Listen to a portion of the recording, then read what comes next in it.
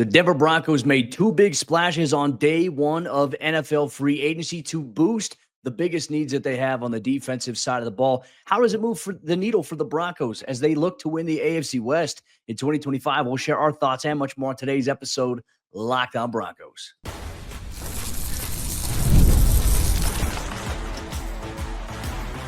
You are Locked On Broncos, your daily Denver Broncos podcast. Part of the Locked On Podcast Network, your team every day.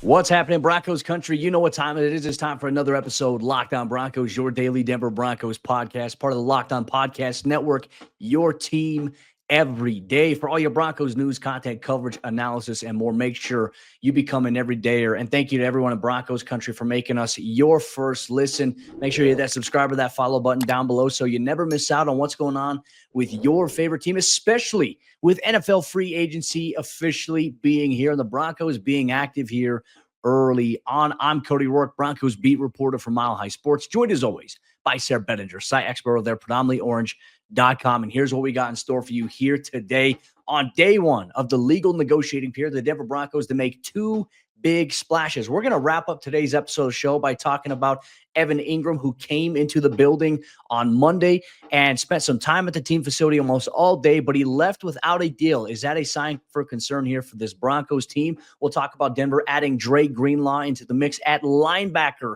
securing a very, very big need for them here in the offseason. But we're going to kick things off by talking about how the Broncos boosted the back end of the secondary with the addition of Talanoa Hufanga, who comes over from the San Francisco 49ers. And see, really Monday, it was almost a trifecta. Former San Francisco 49ers D tackle DJ Jones re-signs with the Broncos.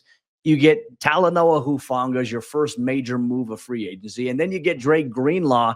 More importantly, Denver taking care of, a big need on the back end of the secondary, which really kind of paints a picture. Hufanga probably going to be the starter here next to Brandon Jones based on the money.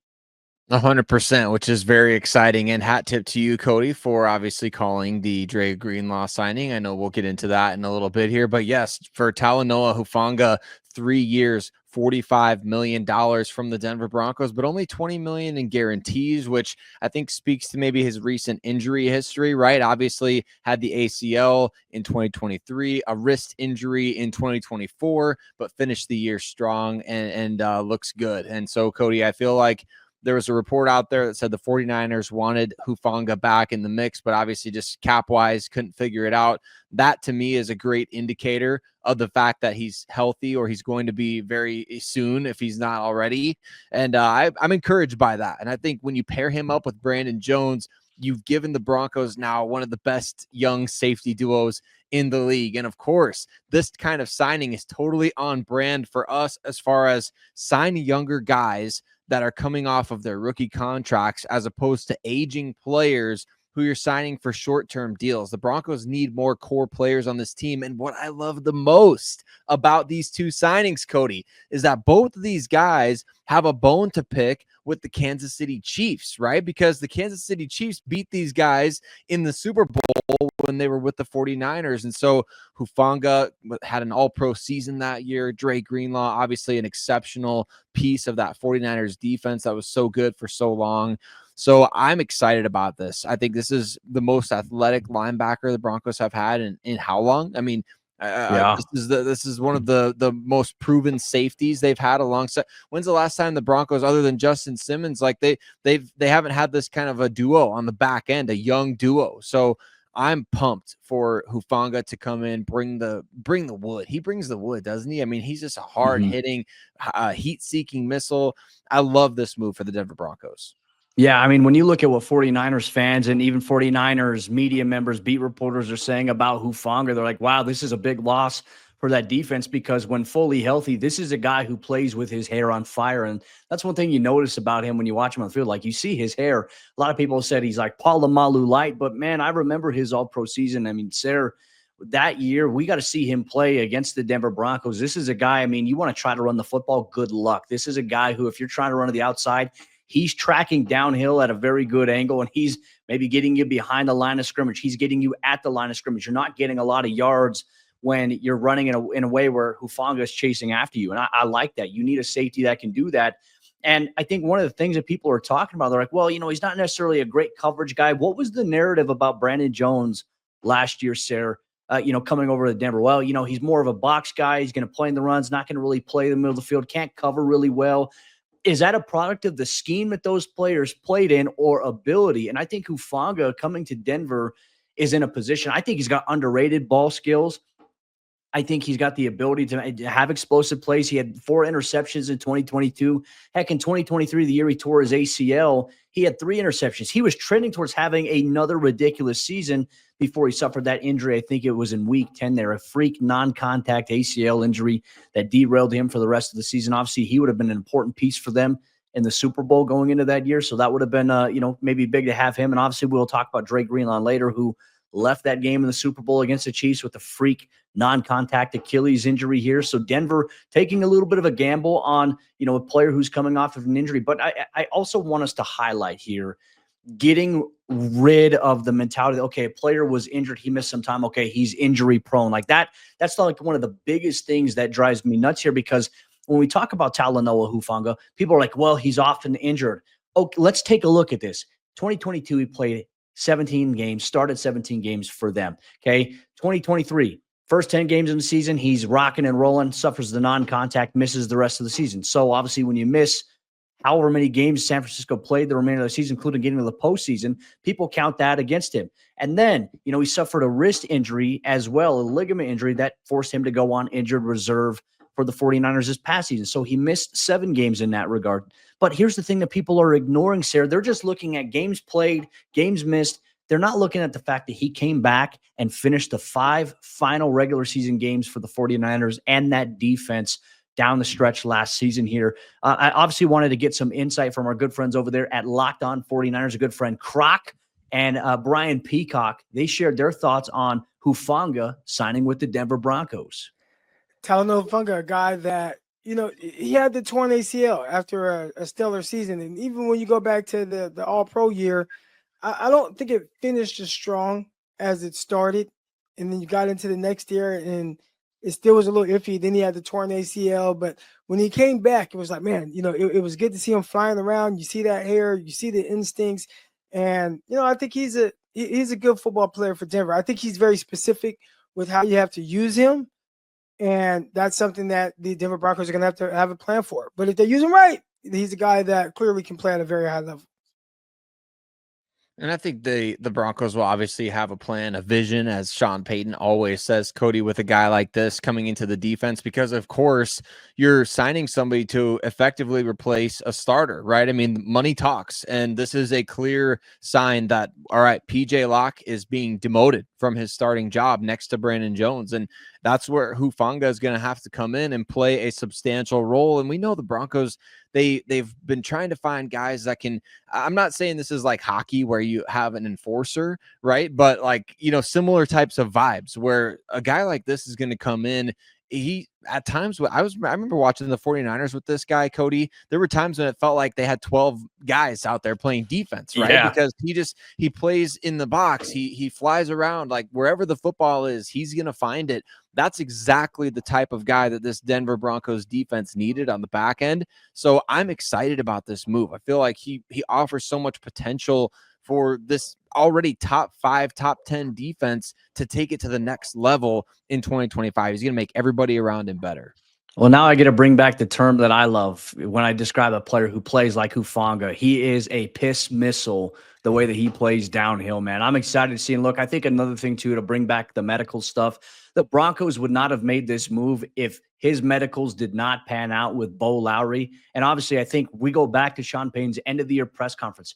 He made it a point to go out of his way to talk about the amount of games lost due to injuries and how the Broncos were first and second in his first 2 seasons in Denver at keeping guys on the field or having players remain healthy all throughout a season. That was a selling point there. I think that's going to be a big part as to what appeals here to Denver. And look, I think Denver's not done in that regard as to who they're going to add.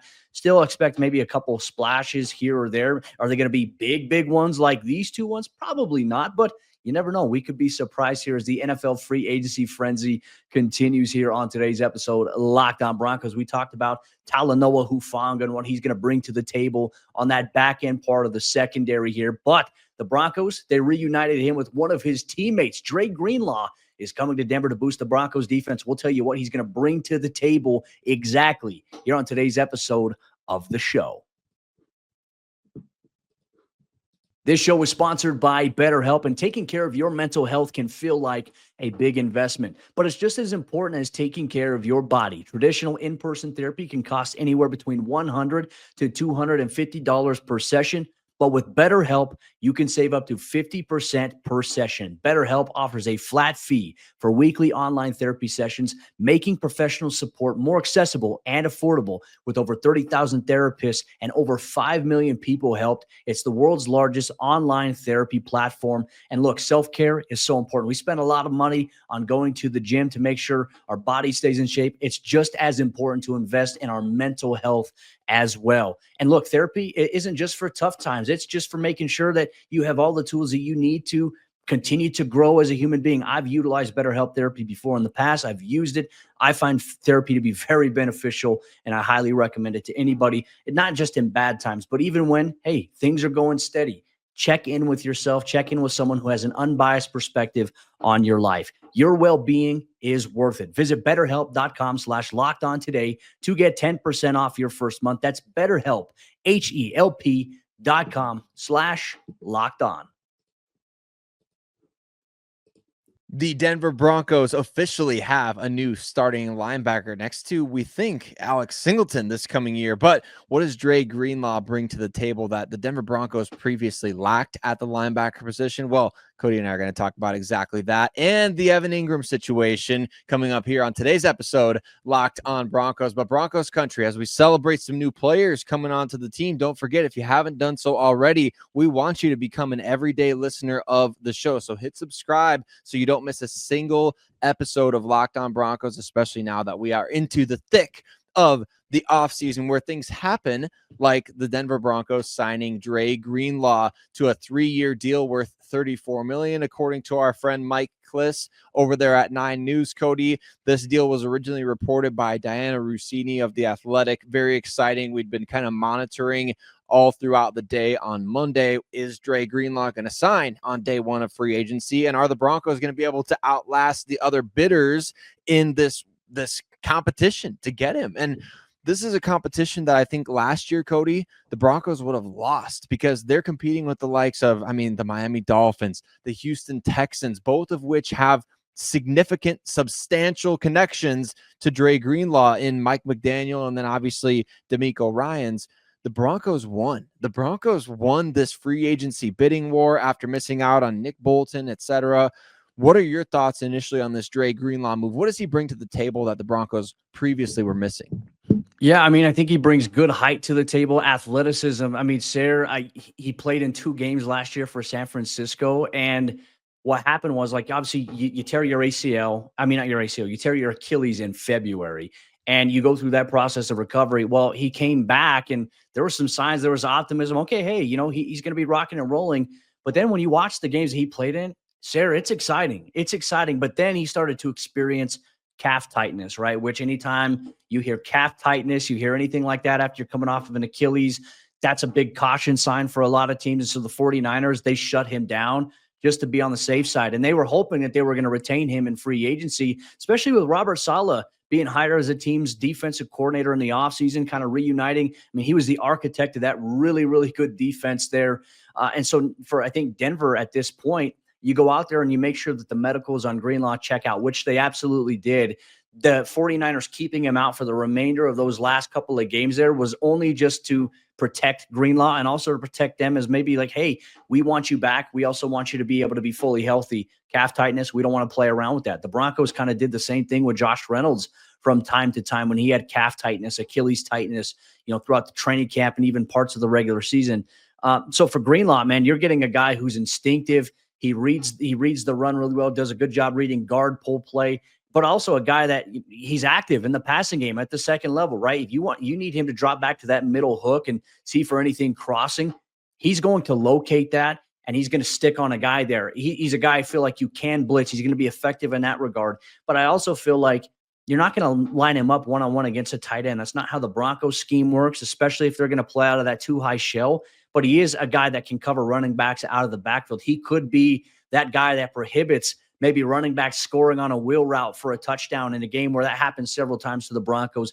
But he also get a sideline-to-sideline guy that can complement Alex Singleton, where I think the Broncos' plan is to play Singleton a little bit more downhill this season, and you pair him with a guy who can run. That is the biggest priority. And look, he was the best remaining linebacker available in free agency. You and I did the shows on obviously Zach Bond before he re-signed, Nick Bolton before he re-signed. And it's like, all right, now that these guys are off the board, linebacker, probably the most important need for the Broncos to address. Who's the best available? Dre Greenlaw. Luckily, the Broncos, they outbid a couple of other teams, including the 49ers, who were interested in bringing him into the mix.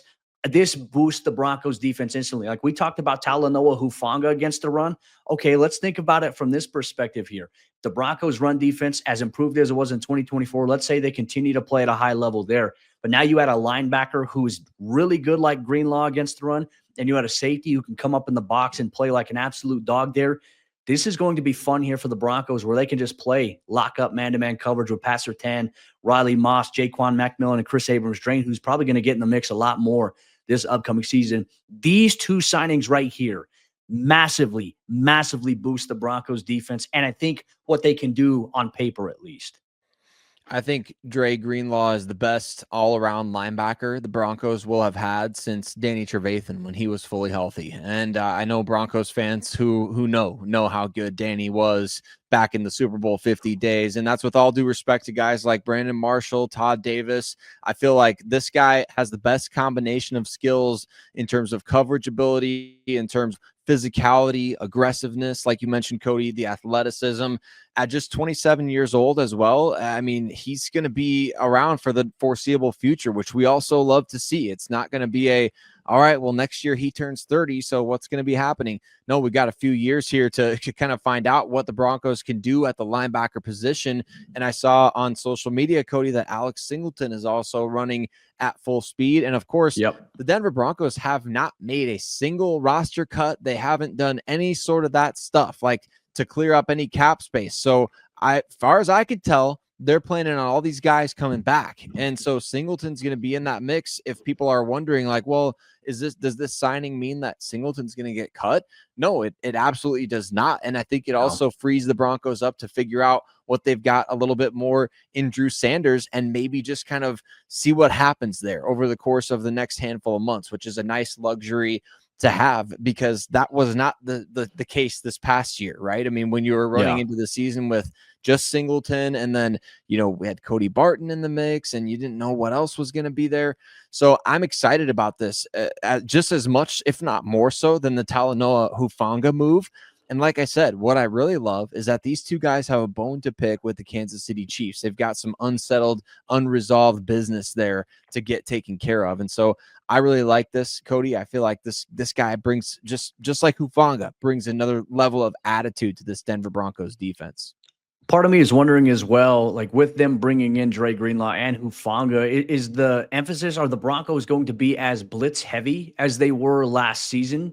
Because I think you have guys that can play coverage well, can plug against the run, but do you want to blitz all the time? Like a big issue for the Broncos last season down the stretch was they kept blitzing the inside linebackers, and Joe Burrow and Justin Herbert and other quarterbacks, Josh Allen, they were just dinking right across the middle of the field there, right in front of the safeties, but it was behind the linebackers, getting those guys in space. So is this a move where the Broncos believe in their front seven, where like, hey, our down linemen, our pass rush, we believe they're good enough to get after the quarterback? Of course, from time to time, we'll blitz a linebacker or a safety, but primarily, let's just have these guys read run, drop back into coverage when necessary. Do they believe that these guys can cover to the point it's going to make it to where they don't blitz as much, which I think will benefit the Broncos down the stretch of the season, which did not benefit them in any way, shape, or form here in those final stretch of games here. Luckily, the Broncos were able to make the playoffs. But, man, I think Talanoa Hufanga, Dre Greenlaw, these are needle movers here for the Broncos. But now a question kind of remains here. The Broncos had one key player in on Monday for a visit at the team facility, but he left without a deal. Does that mean that Evan Engram to the Broncos is off the table? We'll share our thoughts on that and much more here on today's episode of the show.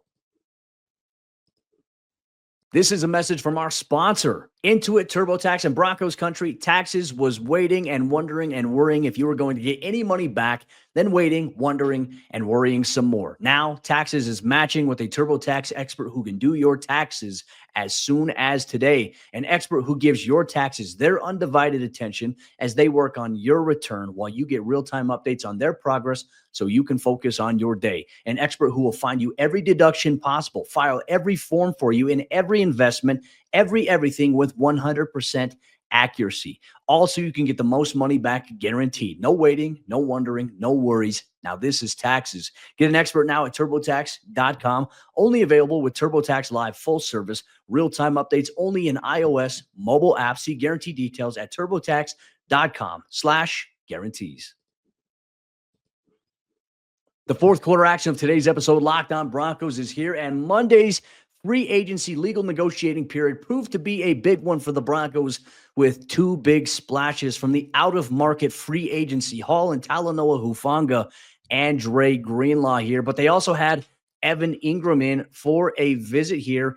Broncos Country, real quick, I want to say thank you so much for tuning in, making us your first listen. Thanks to all the everydayers out there for making the show exactly what it is. Free agency frenzy is the place to be here, and Locked On Broncos is your go-to for all you need to know and the biggest reactions possible as to how this makes the Broncos either better, worse, or moves the needle for them. That's what we analyze here. Sayre, really the big item news here, because we're also going to get into some former Broncos who ended up signing with other teams here in free agency. Evan Engram in on Monday, according to our friend Mike Kliss, in for a visit, came to Denver initially on Sunday, had dinner at Shanahan's with Broncos personnel, spent most of Monday at the team facility, was there a pretty long time, but he left without a deal. Now, when people see that and they hear left without a deal, Mike Kliss, our good friend, says they're still working through it. Anytime you leave without a deal, that language right there kind of is like a red flag in the ears of football fans, because they're like, wait a minute, why would he leave without a deal? Now that opens up opportunities for him to have meetings with other teams here. Are you worried that Evan Engram will not be a Bronco after Monday? Yes, I'm very worried about it. I mean, and am I losing sleep over it? No, because I know we have the NFL draft still upcoming, and I've been on this show preaching patience, so I've got to practice what I preach there. But at the same time, look, my attitude towards the Broncos adding playmakers is not going to change. Like, you see what the Commanders are doing with Deebo Samuel now swinging a big trade for Laramie Tunsil. And I'm not saying the Broncos have to trade a bunch of draft picks to go get whatever guy is out there and available, but you see all these other teams taking swings. It sounds like Chris Godwin left $20 million on the table to return to the Bucs and had a chance to go to the Patriots for, over $80 million in total money. And when I hear that kind of stuff and I think about the Denver Broncos, the defensive moves are very exciting, but the lack of movement on offense, and I know there's not a lot of guys available and there's no running backs that would move the needle for me. Just in general, it's really frustrating. It's really disappointing. And the lack of aggressiveness, I guess, so to speak, if they do let Evan Engram go and say potentially sign with a division rival, like that would tick me off. And I think Broncos Country would have every right to be upset, because Bo Nix needs playmakers around him. Dang it. Like, let's get the guy some players. Like, I'm so sick of the excuses being made of, well, this guy's developing or this, that. Like, let the guys develop, but raise the floor in the meantime. So I would be really ticked off if Evan Engram doesn't end up signing, because he's kind of the only really good tight end that's out there right now. I went and I watched film on Evan Engram because that was one of the first things reported on Free Agency Frenzy before the Broncos made the Talanoa Hufanga move or the Dre Greenlaw move. I was like, you know what? In case Engram signs, I'm going to do a film review on him. I spent 2.5 hours watching film, narrating, doing my drops. And Sayre, I mean, even from 2023, he had his best season, 114 catches on 143 something targets in Jacksonville, 900 something yards, 4 touchdowns. But what I was watching from him at his size is 6'3", 240 pounds. Man, he's big. He moves fast. He moves like Greg Dulcich could move, but I think he's significantly better than Greg Dulcich ever was. And I think he's a better blocker than Greg Dulcich ever tried to be here. But the thing that I see is a guy for his size to run routes either as an inline tight end working against linebackers one-on-one. You see that on the film. You see him as an offset wing where he could be motioned underneath, or he can just be offset next to the offensive tackle and then run a route from there, or he can be on the outside. He can be flexed in the slot. He is a legit weapon. Like, he would be, Sayre, a needle mover here for Bo Nix in this Broncos offense. They haven't had a good tight end that can receive or have a pass catching ability the way I think Evan Engram can since Julius Thomas. And No. Engram, man, he made a couple of really tough contested catches in 2024 when the time when he was healthy. He had the labrum injury, obviously, he had a hamstring early on. To me, missing out on him, I think, would be a massive blow, because people are like, oh, even if Evan Engram goes, it's Juwan Johnson.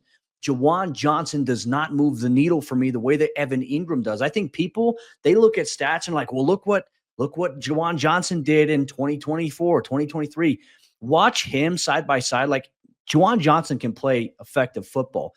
I don't think he's going to be as good as Evan Engram would be, though. I think Evan Engram would be a true needle mover here and instantly upgrade the Broncos tight end position to something that they have not had in quite some time. So I'm with you. I would be disappointed. We'll see what happens. Obviously, the Broncos, he left the facility without a deal. Maybe he's just going home to get family or something. Maybe he's going to come back to Denver. That's fingers crossed here, especially after you have a Shanahan's dinner and you spend all day at the team facility here. But we'll keep you monitored on that here on Locked On Broncos. But Sayre, some former Broncos now on the move here in NFL free agency. Some names that we did expect to move on elsewhere. Tremont Smith does not return to Denver. Broncos wanted him back, but he chose to sign a 2-year deal with the Houston Texans, where he's going to be a key special teams ace for them.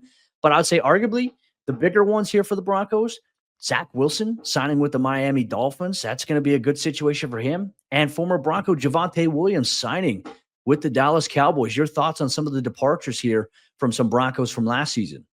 Man, it hits to hear Javonte Williams as now former Broncos running back Javonte Williams. That's pretty sad considering how exciting it was after his rookie season to kind of dream of him potentially being one of the top 5 backs in the NFL. Injuries suck. That's the reality of things. So excited for him to get an opportunity there in Dallas, where, I mean, he's probably going to be competing with a 1st or 2nd round pick. That's the reality. And so he's going to have his work cut out for him. But I think the Cowboys also signed Royce Freeman back at one point in time. So they might be a little pipeline for former Broncos running backs. They've started a little trend there. So excited for him to get a deal there. I think Zach Wilson is going to play this year, Cody. I mean, history will tell us that Tua Tagovailoa is not going to play the full year. And so Zach will probably get some regular season snaps to be able to showcase himself for a bigger deal in free agency next year, which is good for him. And then obviously, you look up and down the list of guys that have gone. I mean, does anybody really, did you think that anybody was going to be coming back to the Broncos that they've missed out on bringing back? I mean, it doesn't feel that way to me. It kind of feels like they've let guys go that we all kind of thought, hey, these guys aren't going to be part of the team going forward. Javonte even being one of those players. And so Cody Barton signing with the Tennessee Titans, I mean, for $7 million a year, that's a pretty substantial move for him. So I guess good for those guys. Yeah, I thought if there was going to be anybody that was going to probably re-sign with Denver, at least in my head, as before the Dre Greenlaw signing, I felt like, okay, hey, Cody Barton probably could be one of those guys because the linebacker market, as we saw on Sunday, everyone was freaking out to like, oh my God, it's drying up. Everyone's re-signing with their teams. What does it leave for the Broncos? And we were concerned about that here. So I was thinking, okay, maybe that opens the door for Cody Barton to return. For me, honestly, I was expecting Tremont Smith to re-sign here in Denver. Just to be that special teams guy. But to me, I'm actually okay with him going to Houston because now it opens up the door for guys like Damari Mathis and Chris Abrams-Drain to take on more of a pivotal role on special teams. I think Chris Abrams-Drain is going to be very much in the mix to compete for some playing time on defense this upcoming season. So I think it just kind of opens the door for your guys. And maybe you can add some younger guys. Maybe you can add a corner in free agency, not as like a tier 1, tier 2 move, but more so as like a tier 3, wave 3 type of move here for the Broncos, or maybe the NFL draft. They could add depth there. Just depends on what they identify with players. So Tremont Smith is probably the one surprise. Cody Barton as well. We all thought, as you mentioned, Zach Wilson going to be in line. I thought he could have maybe ended up in Pittsburgh, with DK Metcalf and those guys, but he ends up in Miami, where I actually do think he has a great chance to play there. We even talked about that after the preseason, after the Broncos kept Zach Wilson, saying, hey, there might be a team that could trade for him. Then Tua has his injury, and immediately you and I both thought, okay, Miami might be picking up the phone here to call about Zach Wilson or Jarrett Stidham. But now we know that, hey, Jarrett Stidham will be the backup to Bo Nix. Do they add another quarterback is an interesting question. I don't think that they do. Maybe they add a guy to the practice squad, but nothing of note, I think, going forward. Really, that was it for Denver. And then, hey, an under-the-radar move that the Broncos made that honestly was, I think, a big surprise to us, a complete turnaround. Veteran offensive tackle Matt Parrott signing a 2-year deal where $7 million can be up to $10 million with incentives. He's staying as the key backup offensive tackle behind Garrett Bowles, but also did a really good job as that jumbo reporting as eligible type of player. Yeah, I suppose we're going to hear 79 is reporting as eligible again in this coming season. So Matt Parrott coming back. The Broncos doing a good job of taking care of their own guys, Cody. I had seen a post out there on Twitter. I know this is just one voice, but somebody was saying that the Broncos aren't taking care of their players. I think because John Franklin Myers posted, maybe a little bit of discontent, and that's maybe a situation to monitor going forward. But just look over the last year. Let's look over the last 12 months. The Broncos have been taking care of their guys who are performing. Yeah. And so I don't think it's anything for these other players to be worried about. It's just, why not me is sort of the situation that we're in right now. So I think the Broncos will figure it out. And I can't help but wonder how much maybe DJ Jones re-signing played a factor in guys like Hufanga and Dre Greenlaw coming to Denver. I know it was only 1 year that they were all together there in San Francisco, but it seems like DJ is one of the most well-liked guys in that locker room. Easily. He's one of the funniest guys too. I love getting a chat with DJ whenever we're in the locker room, whenever he's in there. One of the funniest dudes you'll ever be around. If you ever get it, him and Malcolm Roach together, it's comedy. There's things I can't tell you that these guys joke around about. But they're considered the comedy guys inside that locker room. Now for JFM, here's my approach on this, Sayre.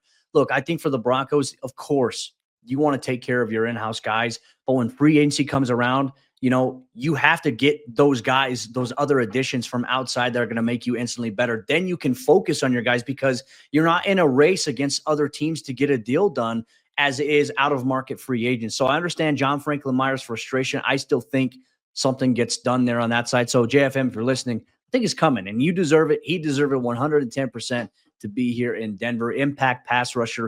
And the Broncos, they want to continue to invest in those trenches, as George Payton said. So with that said, Monday, first day of NFL free agency, a wild ride around the NFL. What will Tuesday have in store? We'll have you covered every step of the way here on Locked On Broncos. And hopefully, by the time we do another episode, Evan Engram, hopefully he signs with the Broncos. Or if they miss out, where do they pivot to tight end? You can expect that on tomorrow's episode, Locked On Broncos.